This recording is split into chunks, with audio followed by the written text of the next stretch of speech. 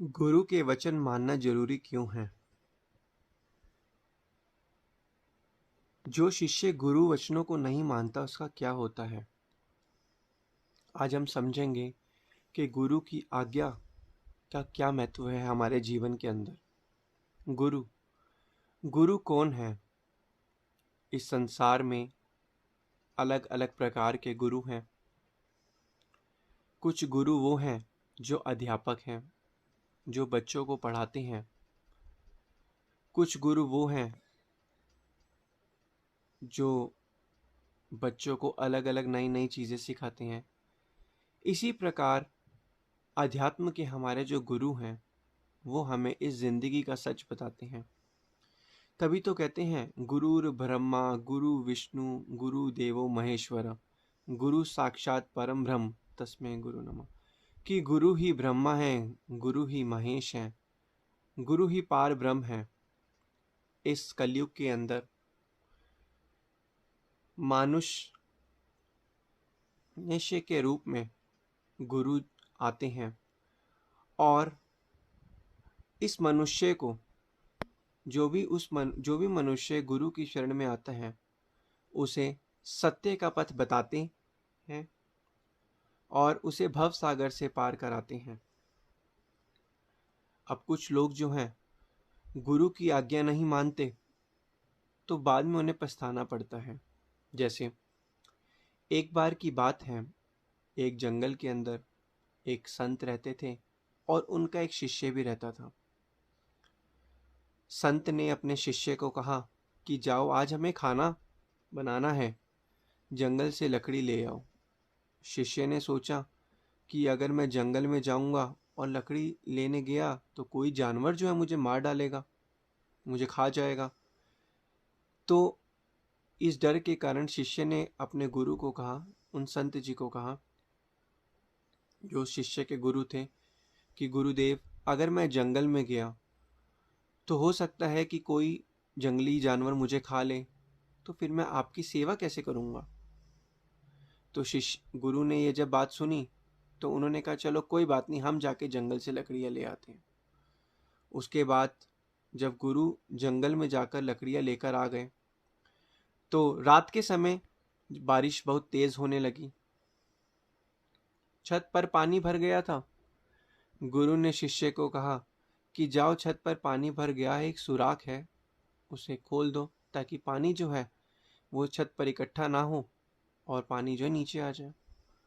तो शिष्य ने सोचा कि अगर मैं छत पर जाऊंगा, कहीं छत में पानी भरा हुआ और मैं कहीं छत से फिसल गया तो मैं मर ना जाऊं। तो उसने गुरु को कहा अपने कि गुरुदेव अगर मैं छत पर गया तो ऐसे अच्छा नहीं लगता कि मैं छत पर हूँ और आप छत के नीचे हैं, तो मेरे चरण जो मेरे पैर हैं वो आपके छत के ऊपर होंगे, छत पर होंगे और आप उसके नीचे होंगे, तो ऐसे अच्छा नहीं लगता। तो गुरुदेव ने कहा ठीक है, कोई नहीं, हम चले जाएंगे। फिर उसके बाद क्या हुआ, गुरुदेव ने कहा शिष्य को कहा कि चलो खाना बन गया है, आकर खाना खा लेते हैं। तो शिष्य ने सोचा चलो खाना जल्दी बन गया, भूख भी लगी है। तो शिष्य ने कहा कि इसमें देरी क्यों करनी, चलो जल्दी खाना खाते हैं। तो इसी प्रकार आज इस दुनिया में जो मनुष्य हैं वो वही काम करते हैं जो उनको अच्छा लगता है। कुछ लोग जो हैं गुरु की आज्ञा में नहीं चलते, उनकी आज्ञा नहीं मानते, तो इसलिए वो हमेशा परेशान और अशांत रहते हैं। क्योंकि जिस तरीके से वो सेवक जो था हर बार बहाने मार रहा था, इसलिए हम लोग जो आज देखते हैं कि जो लोग गुरु की आज्ञा नहीं मानते, गुरु क्या चाहते हैं, वो हमसे सेवा इसलिए कराते हैं कि ताकि हमारा जो तन है वो निरोगी रहे, हमारे तन पर कोई कष्ट ना आए, हमारे कर्म कटे, हमारा मन स्थिर हो, हमारा मन शांत हो, हमारा मन भक्ति में लगे। संसार के पदार्थ तो मनुष्य एकत्रित करता है, लेकिन क्योंकि संसार के पदार्थ जो है हमारे कर्मों को नहीं काटते, संसार के पदार्थ हमारे कर्मों को नहीं काटते। संसार के पदार्थ हमें थोड़े समय के लिए सिर्फ सुख देते हैं, संसार के पदार्थ हमें सिर्फ थोड़े समय के लिए ही सुख देते हैं। लेकिन अगर देखा जाए तो वो हमें मन की शांति नहीं दे सकते। मन की शांति हमें सेवा जब हम करते हैं, गुरु की आज्ञा मौज में चलते हैं, तब जाके हमें मन की शांति मिलती है। लेकिन मनुष्य संसार की चीज़ों को सच मान बैठ चुका है और इस संसार की माया की ओर आकर्षित होता है। तभी तो कहते हैं, ये तन विष की बेलरी, गुरु अमृत की कान, शीश दिए जो गुरु मिले तो भी सस्ता जान। ये तन जो है, ये जो माया है, ये सभी चीजें तन विष की बेलरी है, एक विष जो जहर है उसकी बेलरी है, गुरु अमृत की खान है। अगर हमें शीश देकर, सर देकर भी गुरु मिले तो ये भी सस्ता सौदा है। लेकिन हम मनुष्य क्या ऐसा करते हैं? हम गुरु की आज्ञा मौज में चलते हैं। जो वक़्त के पूर्ण संत महापुरुष है, वो गुरु कौन है? वो मनुष्य को सत्य का रास्ता दिखाते, सत्य पथ पर चलाते हैं। वो मनुष्य को यही फरमाते हैं और कहते हैं कि इस जन्म, इस मनुष्य का, तुम्हारा इस दुनिया में आने का असली लक्ष्य जो है, मालिक की बंदगी करना है और इस 84 के चक्कर में नहीं फंसना है। लेकिन तुम सांसों की अमूल्य पूंजी को इस संसार में बर्बाद कर रहे हो, इसी कारण तुम इसमें फंसते जा रहे हो, इसी कारण ही तुम हमेशा फंसते हो। अब मनुष्य को यह चीज समझनी है कि हम कितना गुरु की आज्ञा में चलते हैं, कितना उन्होंने जो हमें आज्ञा फरमाई उसमें चलते हैं। तो इसी कारण ही मनुष्य अशांत है, परेशान है। गुरु तो सिर्फ इसलिए कहते हैं तन मन धन से सेवा करने के लिए, क्योंकि अगर हम तन से सेवा करेंगे तो हमारा जो तन है वो निरोगी होगा। मन से सेवा करेंगे, मन से सेवा का मतलब है लोगों को अच्छा ज्ञान देंगे, अच्छा सत्संग देंगे, तो हमारा मन भी शांत रहेगा। और अगर हम धन से सेवा करेंगे तो हमारा जो अपने आप ही हम देखेंगे कि हमारे धन में बढ़ोतरी हो रही है। वो धन हमारा परमार्थ में लगा है, स्वार्थ में न लग के वो धन हमारा परमार्थ में लगा है।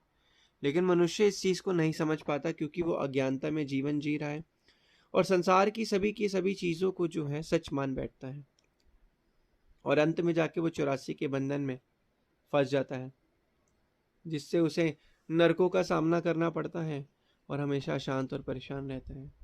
लेकिन भाग्यशाली कौन है? हम जैसे और आप जैसे हैं, जो वक़्त के संतों महापुरुषों की शरण में आकर, उनकी आज्ञा और मौज में चलकर उनके बताए गए नियमों की पालना करते हैं, जिससे हमारा जीवन हमेशा सुख और शांति से व्यतीत होता है और आनंद से व्यतीत होता है।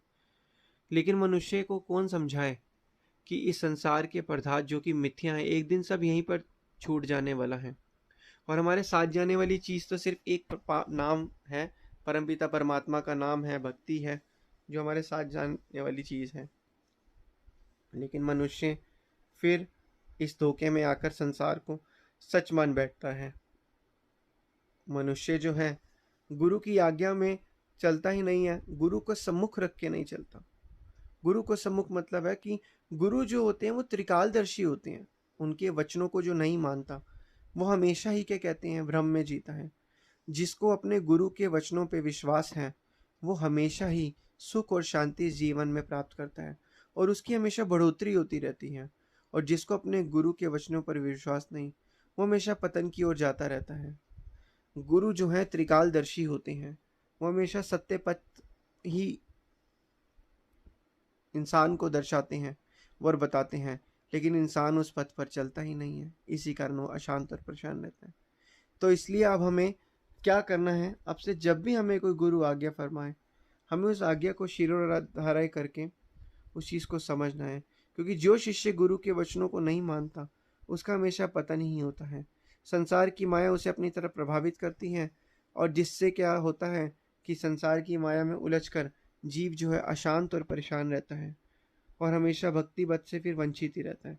तो इसलिए गुरु यही फरमाते हैं कि आस बेगानी त्याग कर रख दिल में मेरी आस, जो तू मेरा हो रहे सब सुख तेरे पास।